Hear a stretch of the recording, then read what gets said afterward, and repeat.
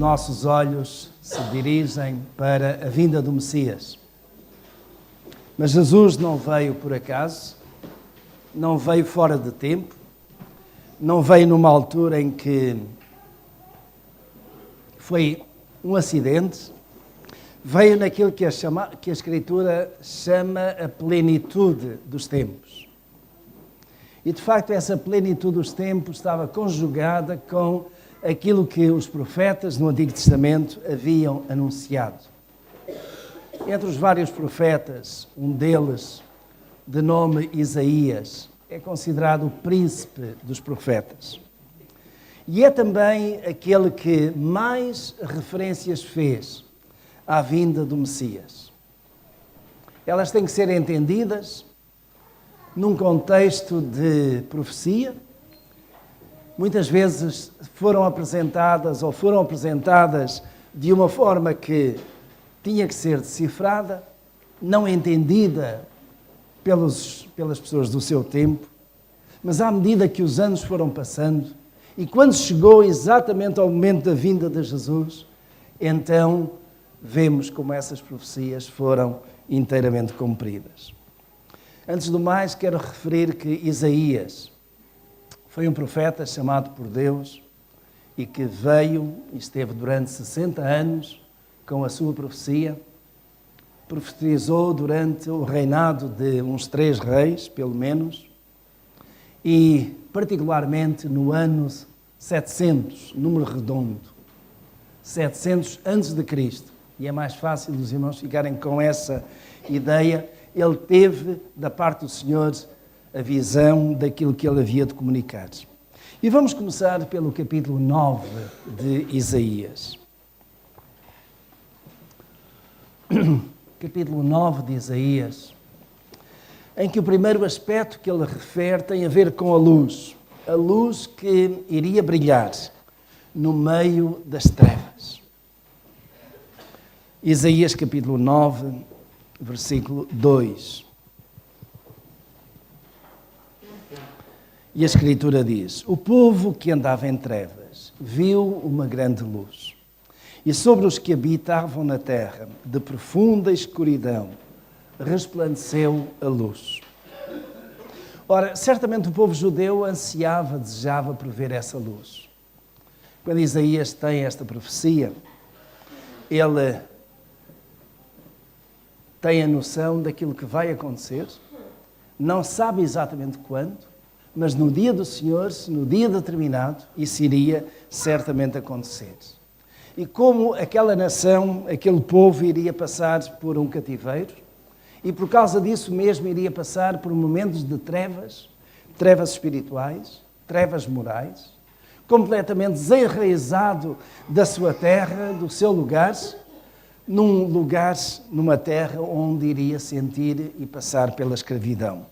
O povo que andava em trevas espirituais. Porque, de facto, este povo judeu, este povo hebreu, durante gerações, acabou por virar as costas ao seu Deus, envolver-se com ídolos criados por si mesmos, fazendo da pedra, da madeira, um Deus, prostrando-se diante deles, e, de facto, isso não era mais do que um povo que andava em trevas. Mas esse povo que andava em trevas haveria de ver a luz.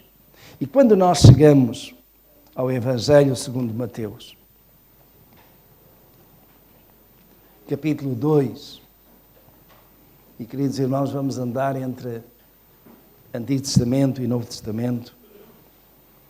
Em Mateus capítulo 2, versículos 9 e 10,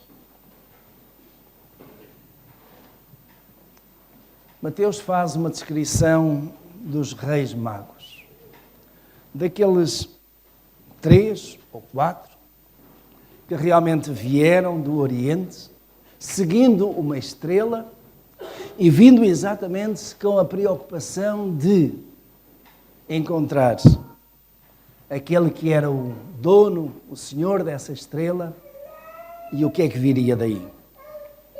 E esses reis magos chegaram junto do rei Herodes manifestaram o seu desejo de adorar os senhores e foram à procura.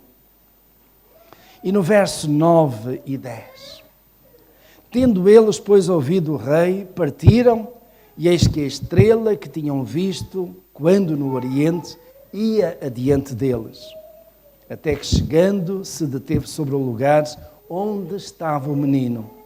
Ao virem eles a estrela, regozijaram-se com grande alegria. E esta estrela brilhando no céu era tão forte, tão intensa, que se destacava de todas as demais estrelas. Alguma coisa que era para ser visto, para ser olhado, para ser seguido. E estes reis que vieram do Oriente, que traziam as suas ofertas de ouro, incenso e mirra, e que vinham para adorar esse que tinham a noção de que era o Messias esperado, alguém muito especial, enviado da parte de Deus, seguiram então a estrela. A estrela que brilhava no meio daquela escuridão da noite. E mais tarde, quando Jesus já estava no seu ministério, ele diz: eu sou a luz do mundo. E a luz que veio para brilhar no meio das trevas. E nessa altura cumpre-se aquilo que o profeta Isaías tinha dito, que o povo que andava em trevas viu uma grande luz. Meus irmãos, eu comecei por aqui, neste conjunto de profecias que tiveram o seu cumprimento com a vinda de Jesus, exatamente porque um povo que anda em trevas está a tatear-se, está à procura, está completamente submerso naquilo que é imoralidade, que é uma idolatria, que é tudo aquilo que afasta de Deus e quer ver Deus, quer chegar junto de Deus. Mas quando vê a luz, então encontra o caminho. Jesus, a luz do mundo, que veio para iluminar-se, para que nenhum de nós ande em trevas. Sejam elas trevas espirituais ou morais, mas aquele que anda em trevas viu a luz através de Jesus. E esta, para mim, é a primeira grande profecia acerca de Jesus que é cumprida. Voltemos a Isaías capítulo 9. E no versículo 6 vamos encontrar nomes que são atribuídos ao menino. Isaías capítulo 9, versículo 6. E é interessante chamar a vossa atenção para os tempos dos verbos, que estão todos no passado, significando com isso que para Deus isso já aconteceu, porque era uma profecia que haveria de se cumprir e que na boca do profeta apontava para algo que viria ainda muito tempo adiante, cerca de 700 anos mais tarde.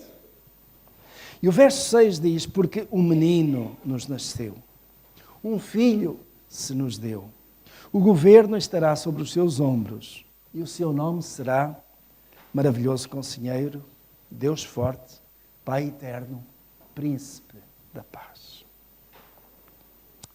Continua, mas em particular, estes 4 pares de nomes que são atribuídos ao menino que, para Deus, já nasceu, isto é, não há dúvida que vai acontecer.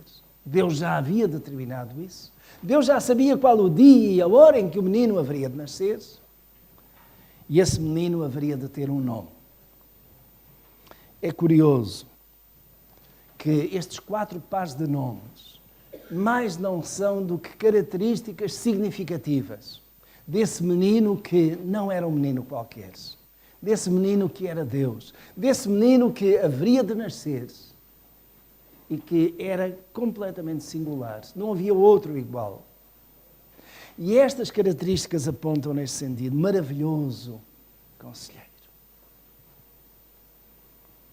Os conselhos que Jesus haveria de dar aos seus discípulos, àqueles que estariam à sua volta, cerca de 700 anos mais tarde, eram conselhos de sabedoria. Eram conselhos que não deixavam margem de dúvida para aqueles que ouvissem, porque eram conselhos com toda a certeza, com toda a clareza, com toda a propriedade. Maravilhoso conselheiro. Quando, meus irmãos, nós estamos numa situação em que não sabemos bem que caminho seguir, não sabemos bem que decisão tomar, temos dúvidas acerca de certas escolhas a fazer e ficamos muitas vezes entre 2 ou 3 alternativas. Quando alguém vem, nos dá um conselho e nós vemos com mais clareza o caminho a seguir, a decisão a tomar, a escolha a fazer, então nós avançamos com mais convicção, com mais firmeza, com mais confiança. E quando damos esse passo e encontramos mais adiante que aquela foi a melhor decisão, aquela foi a melhor escolha, aquele foi o melhor conselho que nos deram, nós agradecemos. Se não o fazemos, devemos fazer, mas agradecemos àquela pessoa que nos deu o conselho. Jesus, maravilhoso conselheiro. E depois diz, Deus forte. E aqui aponta para a divindade de Jesus. Jesus não era apenas um homem. Ele iria nascer como menino, como bebê, dado a Maria, a José.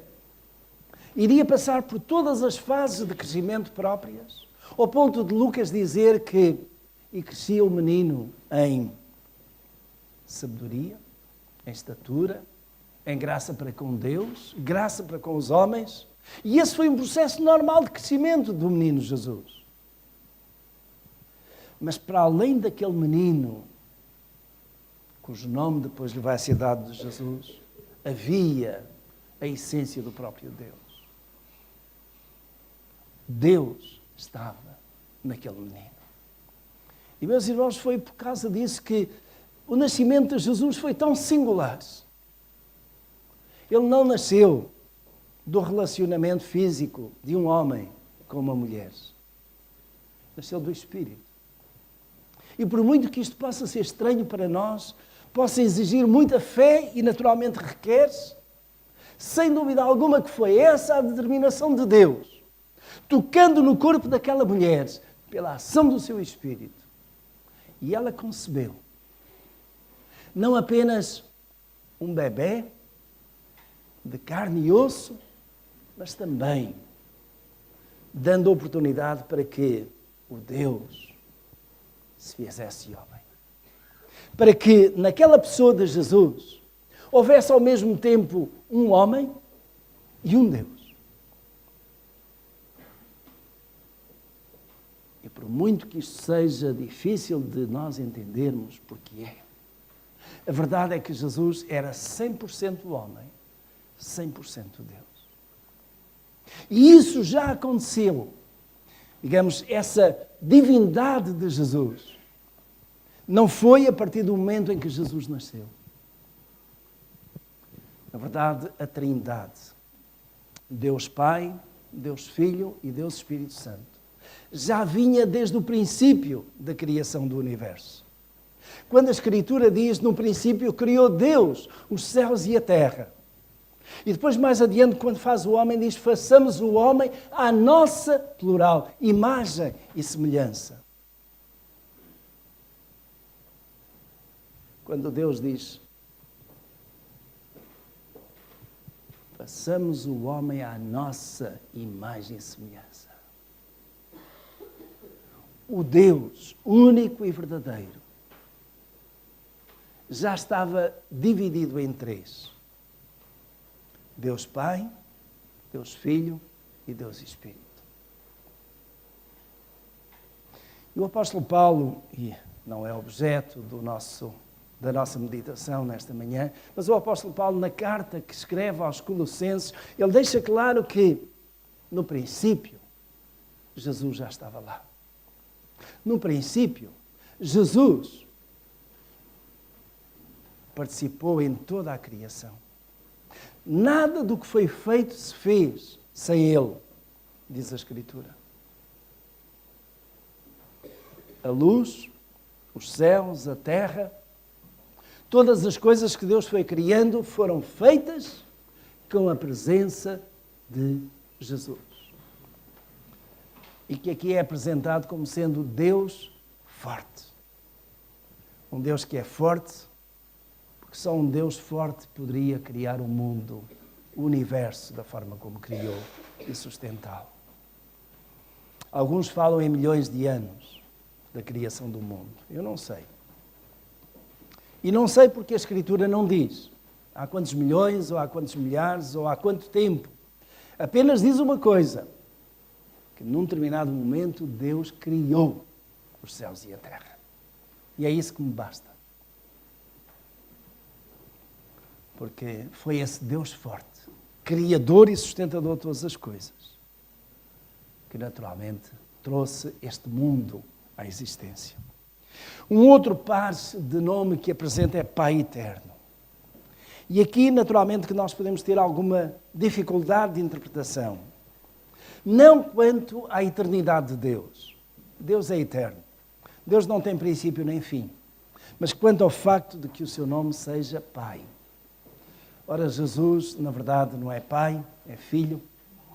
Mas a ideia associada aqui é que, de facto, ele estava com o Pai. E quando Jesus viesse, o Pai também estaria com ele. E nós vamos ver algumas passagens. E depois tem uma outra expressão que naturalmente é digna de destaque. Príncipe da paz. Príncipe da paz.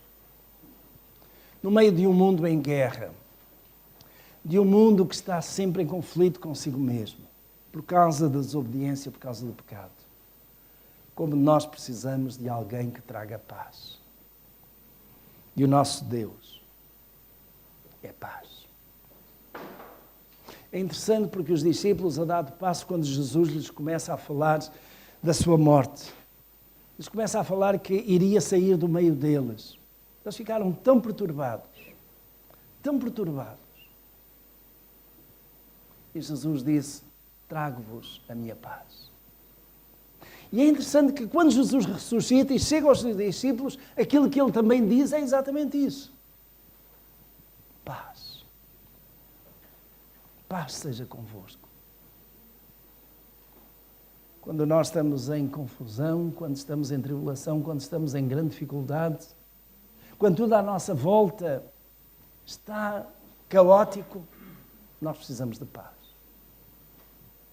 E essa paz, muitas vezes não há nada neste mundo que seja suficiente para nos dar paz. Mas o príncipe da paz traz, meus irmãos, a paz mais importante. E eu vejo, em termos de paz, paz em 3 situações. Primeiramente, paz com Deus. E se eu tiver paz com Deus, eu estou tranquilo. Porque Deus não é apenas o Criador e o sustentador de todas as coisas. É aquele também que eu um dia vou ter que dar contas. Aquele que eu um dia vou enfrentar. Aquele que me vai julgar. Aquele que vai decidir o destino da minha alma. E se eu estiver em paz com Deus, eu acabo por ter uma outra paz. Paz comigo próprio. E quando eu estou em paz comigo, quando tudo está bem na minha vida, quando realmente eu tenho essa paz com Deus, tudo é orientado de tal modo que eu estou tranquilo. Posso ter tribulações, posso ter dificuldades, mas eu estou em paz. Eu sei em quem tenho crido. E sei também que aquele em quem eu tenho crido, e que é o Senhor da paz, me vai dar a força, vai dar a sabedoria, vai dar o alento para eu lutar e vencer. E finalmente, eu posso ter paz com aqueles que estão à minha volta.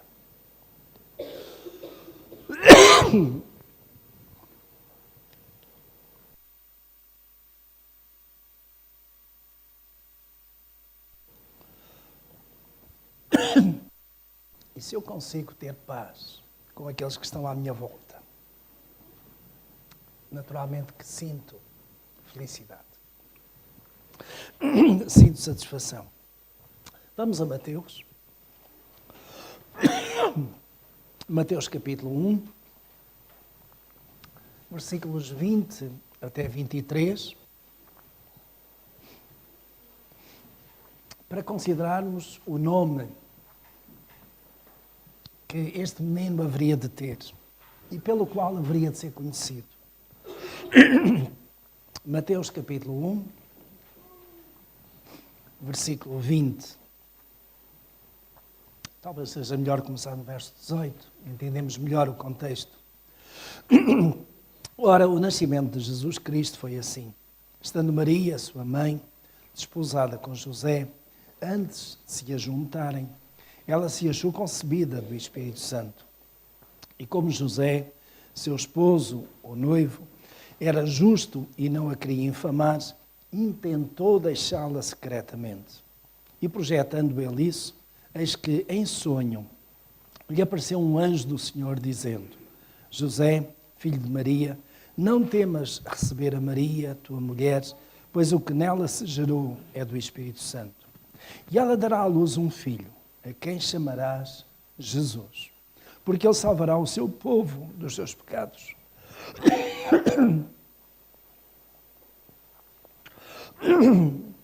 Ora, tudo isso aconteceu para que se cumprisse o que fora dito pelo profeta da parte do Senhor.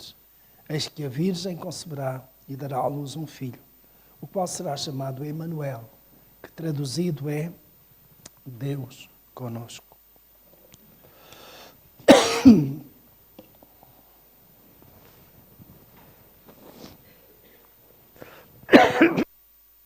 Perdão. E o nome que é dado aqui é Jesus. É o nome que hoje certamente é mais conhecido. E é um nome que tem um significado tremendo. Significa Salvador. Jesus é o Salvador. E vem da mesma raiz de outras palavras, nomeadamente Jóshua, que também tem este mesmo significado, Salvador, da qual derivou para o português o nome Josué. São palavras que têm esta mesma ligação, esta mesma raiz de salvação. O seu nome será Jesus, porque ele salvará o seu povo dos seus pecados. E depois, no verso 23, diz: será chamado Emanuel, que traduzido quer dizer Deus conosco. E se os irmãos notarem para esta palavra Emanuel, ela pode ser partida deste modo. El é a palavra para Deus no hebraico. Nu é a palavra nós. Emanuel, Deus com nós. Deus conosco. A raiz El do hebraico está lá. Assim como no Antigo Testamento nós encontramos a palavra Elohim, que é a palavra para Deus, ainda que Deus no sentido plural, apontando já aí para Deus Pai, Deus Filho e Deus Espírito Santo. Emanuel, Deus conosco. Mas aquilo que estava ali a nascer, ou queria nascer, queria crescer, era Deus. O nome era Jesus. Mas era um Jesus que veio a salvar o povo do seu pecado, mas era também Deus conosco. E, na verdade, Deus habitou no meio dos homens. Aliás, ao ponto de João dizer que Jesus estava no meio dos homens, vimos a sua glória, ele veio para os que era seu, mas os seus não receberam. E olhando para Jesus, podemos ver há 2000 anos. Os discípulos puderam ver Jesus. Ao ponto de Jesus dizer: quem me vê a mim, vê o Pai. Deus conosco. Nós perguntamos: como é que é Deus? O irmão já teve alguma experiência de ver Deus? Seria coisa extraordinária, não é? Mas há 2000 anos atrás, alguns viram Deus na pessoa do seu Filho Jesus. E nós um dia, certamente, também iremos ver esse Deus, porque Ele está à nossa espera. Vamos voltar a Isaías, passando agora ao capítulo 11, versículo 1. E aqui encontramos a tribo escolhida por Deus para a vinda de Jesus. Encontramos também a família de uma dessas tribos.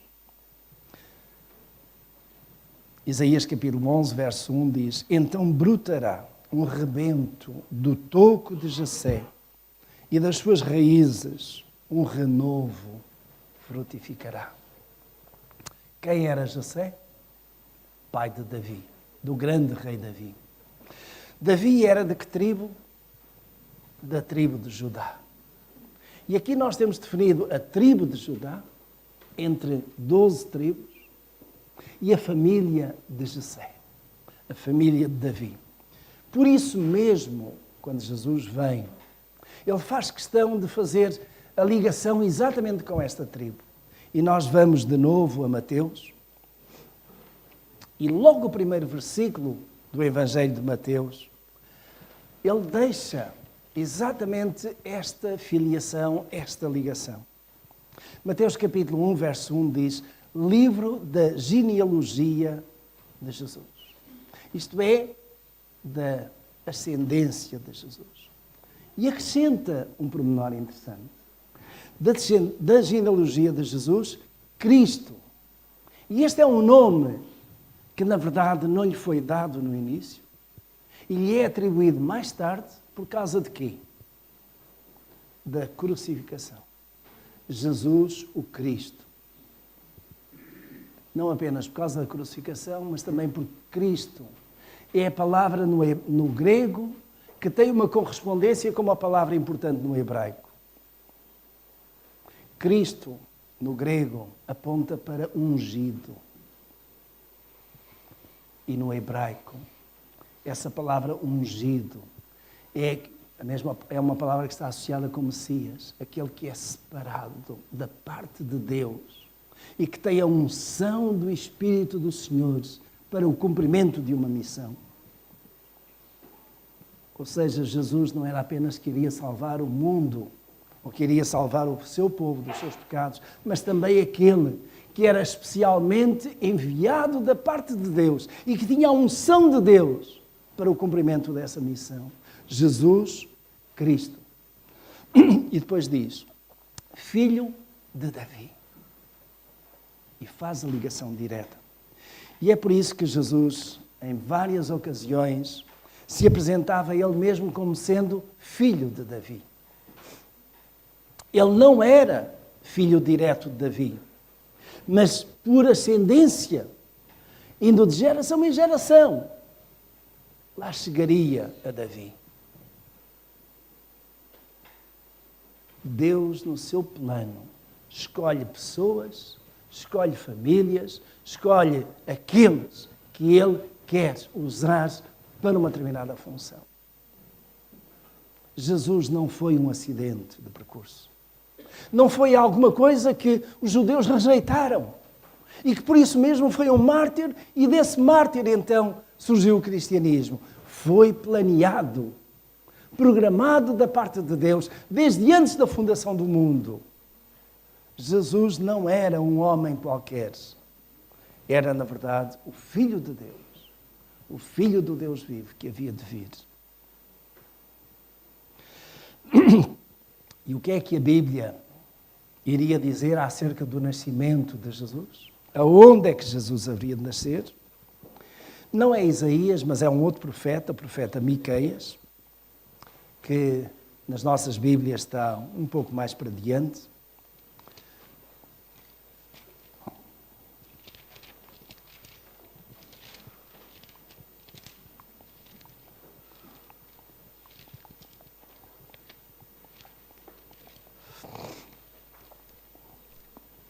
E chegamos a Miqueias, depois do profeta Jonas, E chegamos ao capítulo 5. Miqueias, capítulo 5, verso 2, diz assim: Mas tu, Belém Efrata, posto que pequena para estar entre as milhares ou os milhares de Judá, de ti é que me sairá aquele que há de reinar em Israel, e cujas saídas são desde os tempos antigos, desde os dias da eternidade. Desde os dias da eternidade. E é curioso, notem bem, meus irmãos, e vejam como o significado do Natal tem que ser tão profundo e alcança as pessoas que se consideram mais humildes, mais insignificantes. Entre tantas cidades importantes em Israel, podia ter sido Jerusalém, podia ter sido Samaria, podia ter sido outras cidades. Deus vai escolher uma pequenina vila em Belém. Esta vila dista apenas 11 quilómetros. Eu tive a oportunidade de estar lá há uns anos atrás, na visita a Israel, e é de facto um lugar pequeno ainda hoje. Naquela altura, e ainda nos dias de hoje, ocupado pelos árabes, pertence ao domínio árabe, e só com uma permissão muito especial é que se entrava naquela cidade. Eu tive a oportunidade de entrar lá exatamente num tempo tremendamente difícil. O presidente da OLP de então, Arafat, tinha falecido. E estavam ainda nos dias de luto. A entrada em Israel, aliás, a entrada em Belém, teve que ser feita num carro particular, dirigida por alguém que era da própria cidade ou da localidade de Belém e que lá nos levou. E nós chegámos ao local em que supostamente Jesus nasceu, na Igreja da Natividade, e vimos ali à volta os montes, onde estariam os pastores, e que viram aquela luz brilhar, e os anjos cantando em grande alegria. Uma pequena localidade, tendo a capital ali bem ao lado. Mas não foi Jerusalém, foi a pequena vila de Belém. E, meus irmãos, quando nós vamos para Mateus capítulo 2, os primeiros versículos deste capítulo, vemos exatamente o cumprimento desta profecia. Em Mateus capítulo 2 diz assim: Tendo, pois, nascido Jesus em Belém da Judeia, no tempo do rei Herodes, eis que vieram do Oriente a Jerusalém uns magos que perguntavam: Onde está aquele que é nascido o rei dos judeus? Pois do Oriente vimos a sua estrela e viemos adorá-lo. O rei Herodes, ouvindo isso, perturbou-se e com ele toda a Jerusalém. E reunindo todos os principais sacerdotes e os escribas do povo, perguntavam-lhes onde havia de nascer o Cristo.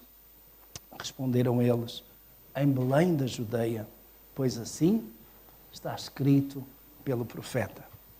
E o verso 6 é uma transcrição do texto bíblico do Antigo Testamento. E tu, Belém, terra de Judá, de modo nenhum és a menor entre as principais cidades de Judá, porque de ti sairá o guia que há de apacentar o meu povo de Israel. Uma pequena vila de Belém é usada para grandes coisas. E, meus irmãos, eu quero com isto apenas dizer que Deus escolhe pequenas coisas, Deus escolhe pessoas que aparentemente não têm grande significado ou importância para fazer grandes coisas. Por isso, quero deixar convosco também que a mensagem de Natal está associada com isto. Deus valoriza as pessoas que se acham menos importantes quando elas são colocadas nas mãos de Deus. Você pode considerar-se: quem sou eu neste universo de milhões e milhões de pessoas? Você é a pessoa para quem Deus olha. E se Deus olha e Deus quer usar, nada nem ninguém fará separar a sua vida, a sua pessoa, das mãos do Senhor. Não se considere ínfima ou ínfimo. Não se considere insignificante. Deus tem feito de coisas pequenas grandes obras. E Deus quer fazer da sua certamente. Uma última passagem em Isaías capítulo 11, e vou terminar. Isaías capítulo 11, versículo 2. Nós há pouco lemos o versículo 1, vamos ler agora o 2.